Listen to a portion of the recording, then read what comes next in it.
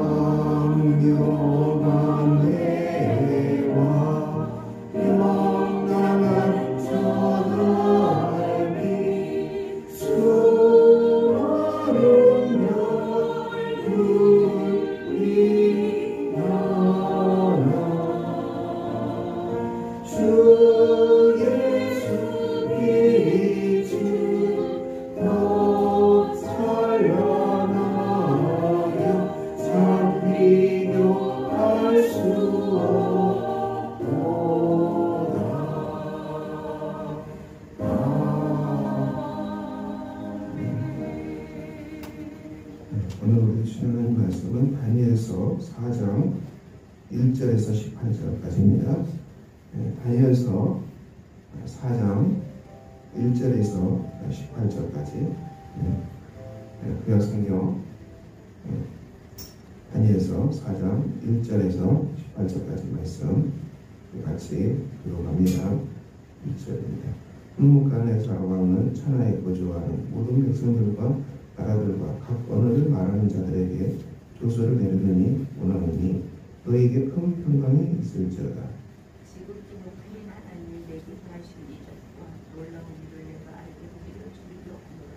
참으로 크도다 그의 이적이요 참으로 능하도다 그의 놀라운 일이요 그의 나라는 영원한 나라요 그의 통치는 대대에 이르리로다. 나는 누가 되게 예수를 쓰니 내 성에서 건강하리에 한 꿈을 꾸고 그로 말미암아 두려워하였으니 곧 내 침상에서 생각하는 것과 머릿속으로 가둔 환상으로 말미암아 번민하였노라. 이러므로 내가 명령을 내려 바벨론의 모든 지휘자들을 내 앞으로 불러다가 그 꿈의 해석들을 알리라 하였더라. 그때 각수와 술객과 갈대아 술사와 점쟁이가 들어왔으므로 내가 그 꿈을 그들에게 말하였으나 그들이 그 해석을 내게 알려주지 못하였느니라.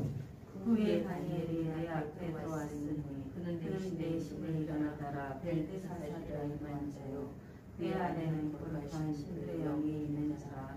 내가 그에게 꿈을 말하여 이르되 각소장 벨드사살아 내 안에는 거룩한 신들의 영이 있은즉 어떤 은밀한 것이라도 내게는 어려울 것이 없는 줄을 내가 아노니 내 꿈에 본 환상의 해석을 내게 말하라. 내가 침상에서 나의 머릿속으로 가는 상상이 이러하니라.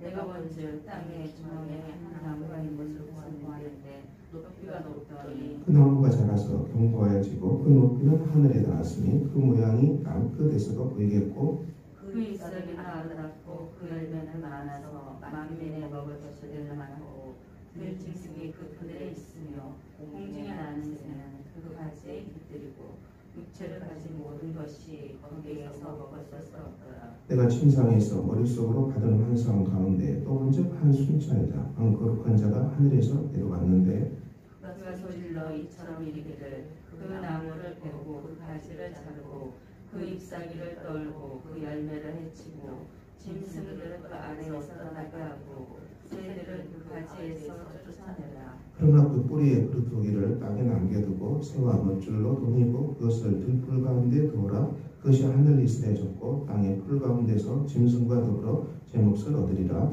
또 그 마음을 행하여 마음을 얻지 않고 짐승의 마음을 받아 일곱 대를 지나게 했다. 이는 순찰자들의 명령대로요 거룩한 자들의 말대로니 지극히 높으시니가 사람의 나라를 다스리시며 자기의 뜻대로 그것을 누구에게든 주시며 또 지극히 천한 자를 그 위에 세우시는 줄을 사람들이 알게 하려 함이라 하였느니라.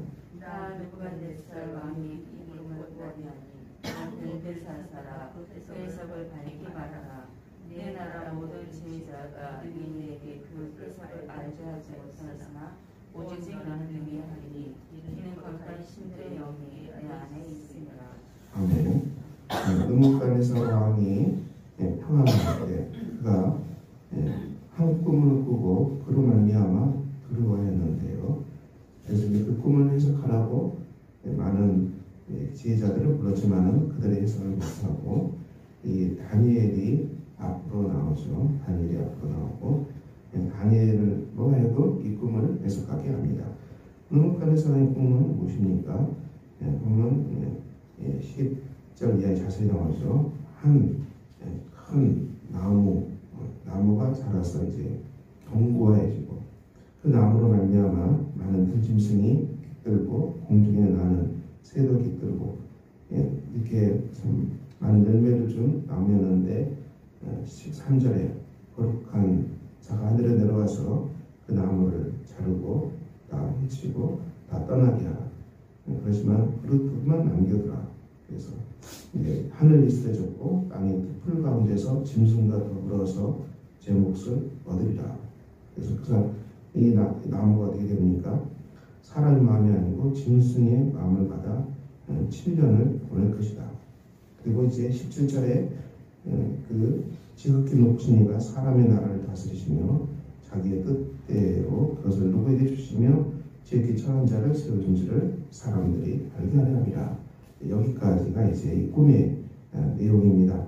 이 꿈을 다니엘이 해석하죠. 그 이후에는 다니엘이 해석하는 장면이 나옵니다. 오늘 본문 말씀에서 보면은 우리가 그 나무가 자랐는데 나무가 심판을 받는 것이죠. 그리고 심판받고 이것이 다시 이제 그 7대를 지난 다음에 그리고 나서 다시 이런 속에서 이 나무가 지극히 높으신 이가 사람의 나라를 다스린 줄을 알게 하리라. 이 중심 말씀. 하나님께서 이 바벨론을 통치하심을 깨닫게 될 것이다. 이것이 이제 본문의 말씀이죠. 이 느부갓네살 왕은 우리가 흔히 생각하기에 왕이 자기 힘으로, 자기 권력으로, 자기 능력으로 이 나라를 세우다는 왕을 과시하는 이런 교만이 많이 있죠. 이런 자기 교만이죠. 자기 교만으로 말미암아 이 거대한 제국을 내가 세웠다. 이런 교만이 가득 찬 것이 바로 왕의 그런 태도 아니겠습니까? 근데 이런 것들이 심판받는 것이죠. 심판받는다.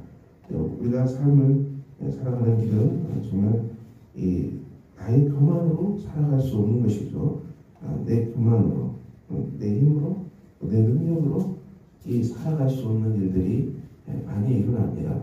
그렇습니다. 내 힘으로, 내 능력으로, 내 것으로 살아갈 수 없는 이걸 빨리 깨닫고 우리가 돌이키는 게 정말 지혜로운 사람들입니다. 그런데 이것을 깨닫게 하기 위해서 이런 엄청난 고난을 당하게 된다. 이런 말씀이죠. 이 고난의 때를 7년을 지나게 된다. 이 속에서 너가 이제 이 교만을 깨닫고 그리고 하나님께서 이 모든 것을 주관하시고 하나님 뜻대로 이것을 실행하시는 것임을 알게 될 것이다. 이렇게 말씀한데요. 우리가 이 말씀을 오늘 삶에 적용했을 때 우리에게 닥치는 고난, 시련 이것들 속에서 우리가 깊게 또 이 고난 속에서 우리가 돌이킬 것이 무엇인가를 기억하는 게 굉장히 중요하죠. 삶은 고난이 참 많이 찾아옵니다. 알게 모르게 많이 찾아오죠. 근데 이 고난 앞에서 우리는 우리가 내가 돌이킬 것이 무엇인가를 찾는 지혜가 굉장히 소중합니다. 이 속에서 우리가 고난을 접근할 수 있고 고난을 우리가 다스릴 수 있고 고난 속에서 우리가 무너지지 않는 길이죠.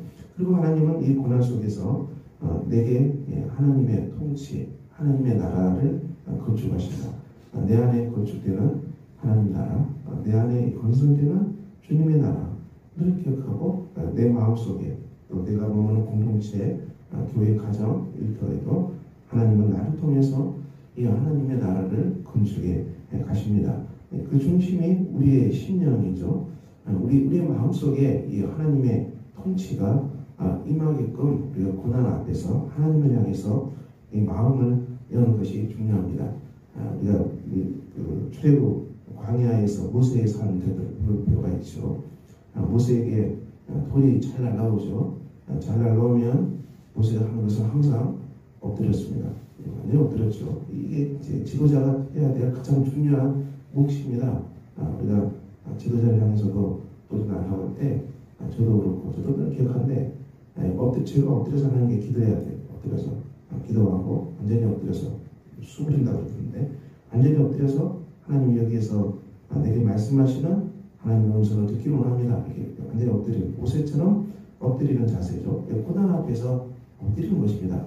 고난 앞에서 엎드려서 거기에서 들려오는 하나님의 메시지를 듣는 것입니다.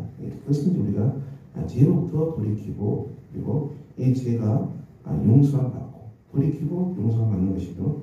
십자가의 은혜가 항상 있습니다. 우리가 죄를 자백하면 하나님을 믿으시고 의로워서 우리의 모든 죄를 깨끗게 하신다. 그래서 우리가 이 고난 앞에서 우리의 어둠을 보고 엎드려서 우리가 고백하고 죄로부터 자유를 받고 또 그 사람도 이런 사태 속에서 죄를 깨닫고 그가 죄로부터 돌이키는 은혜가 있기를 함께 기도하는 것입니다. 이것은 동시적이죠. 물론 광야의 생활을 보면은 모세가 많이 엎드리지만은 그 돌을 던진 백성들도 회개할 게 많은 것이죠. 회개할 게 많은 것입니다. 그런데 이제 그 백성들이 잘 깨닫지 못하기 때문에 하나님께서 직접 나서서 그 백성들을 징계하시죠. 그 징계는 참 무섭기만 합니다. 깨닫지 못할 때 징계의 재칙은 상당히 무섭습니다. 우리가 이 땅에서 이 하나님께서 모든 인간관계를 주관하시고 또 우리 삶의 살아가는 주관하시고 우리 마음의 심령이 하나님의 성령으로 말미암아 다니엘처럼 지혜로 충만한 사람들로 기도하고요. 우리가 삶을 오늘 다니엘 4장의 말씀으로 해석합시다. 여러분 앞에 어떤 고난이 있습니까? 어떤 시련이 있습니까? 그렇다면 이 고난 속에서 내가 버려야 될 이 죄가 무엇인가를 우리가 점잖게 돌이키고 그리고 내 안의 것을 하나님께 고백하고 우리의 심령이 하나님의 통치를 받는 심령으로 변화되게 해달라고 우리가 기도합시다. 그리고 관계된 사람도 하나님 은혜 가운데 회복되기를 우리가 기도합시다. 그래서 우리가 이 땅에 사는 인간관계가 참 어렵습니다. 그렇지만 우리가 거기에 하나님의 통치가 임하고 하나님의 평화가 임하고 하나님의 이 질서가 임하기를 기도하고 인간관계가 하나님의 통치 안에서 정말 서로 사랑하는 관계까지 정말 순화되어 가도록 우리가 주님 앞에 기도해서 한 몸 된 공동체를 가정과 교회에서 이뤄나간다면 우리의 삶이 정말 복되리라 이렇게 확신합니다. 오늘 다니엘 4장 말씀, 우리 처음 말씀 우리가 이 고난 앞에서 우리의 어떤 욕심들이 꺾어지고 거기에서 말씀하시는 하나님의 음성을 따라서 여러분의 심령이 하나님의 나라가 충만하고 그래서 하나님 주신 지혜가 충만하고 날마다 죄로부터 돌이키고 우리가 관계하는 많은 사람들과 관계 속에서도 죄가 청산되고 그 거기 안에 하나님의 통치, 천국이 임하도록 기도합시다. 그래서 우리가 먹는 공동체 안에 죄로부터 용서를 받고 하나님의 통치가 강하게 역사하는 복된 공동체가 되도록 여러분들이 기도하시길 바랍니다. 기도하겠습니다. 아버지 하나님, 오늘도 우리가 주 앞에서 기도합니다. 너무 가난 사랑이 본문 한성처럼 우리가 꺾어져야 될 제약된 것들은 무엇인지 우리 자신을 보게 하여 주시고, 삶의 닥치는 자꾸 큰 시련의 바람 앞에서 우리가 엎드리게 하여 주시고, 하나님의 음성을 듣게 하여 주시고, 우리의 제약된 것을 버리고 고난의 시련 속에서 말씀하시는 하나님의 음성을 듣고 우리의 심령이 하나님의 나라로 충만하게 하시고, 죄를 버리게 하여 주시고, 우리의 심령이 하나님 주신 성령 안에서 의와 평강과 희락으로 가득 찬 주님의 통치가 임한 심령이 되게 하여 주시고, 성령으로 충만한 거룩한 영들이 역사하는 복된 다니엘과 같은 지혜의 마음을 우리가 찾게 하셔서 삶에 닥치는 자꾸 큰 많은 시련 앞에서 우리가 무너지지 않게 하시고, 자꾸 그 시련 앞에서 더 성숙하고 더 깊고 풍성하고 더 거룩한 사람으로 변화되는 귀한 은혜가 가득 넘치는 공동체가 되도록 우리 하나님께서 역사해 주시기를 기도합니다. 주님의 교회 안에 공동체 안에 하나님 평강과 은혜로 함께해 주시고, 오늘도 일하시는 여러 가정분들 주님의 성령 능력으로 붙들으셔서 잘 감당하기를 기도합니다. 우리 청소년들, 청년들, 아이들 주님 보호해 주시고, 어르신들 기억하여 주시고, 주님의 그 성도님들 마음이 아프신 분들 치유해 주시고, 몸이 아프신 분도 우리 하나님께서 회복시켜 주시기를 기도합니다. 우리 영원한 손길에도 평강과 사랑으로 함께해 주시기를 기도드립니다. 감사드리며 우리 주 예수 그리스도 이름으로 기도합니다. 기도문으로 기도를 마치겠습니다. 하늘에 계신 우리 아버지의 이름을 거룩하게 하시며 아버지의 나라가 오게 하시며 아버지의 뜻이 하늘에서와 같이 땅에서도 이루어지게 하소서. 오늘 우리에게 일용할 양식을 주시고 우리가 우리에게 잘못한 사람을 용서해 준 것 같이 우리 죄를 용서해 주시고 우리를 시험에 빠지지 않게 하시고 악에서 구하소서. 나라와 권능과 영광이 영원히 아버지의 것입니다. 아멘.